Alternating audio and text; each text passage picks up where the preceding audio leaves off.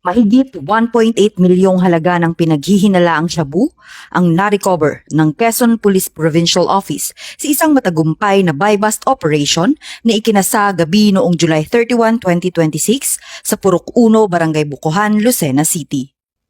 Arestado ang isang 25 anyos na lalaki na kinilalang si alias Andan, isang high-value individual matapos mahuli sa operasyon na isinagawa ng Provincial Drug Enforcement Unit ng Quezon PPO, katuwang ang Regional Intelligence Unit 4A, Provincial Intelligence Team Quezon.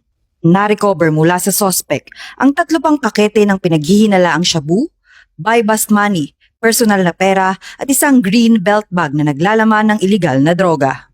Sa kabuuan, umabot sa tinatayang 89.99 gramo ng pinaghihinalaang shabu ang nakumpiska na may DDB value na 611,000 pesos at tinatayang street value na 1,835,796 pesos.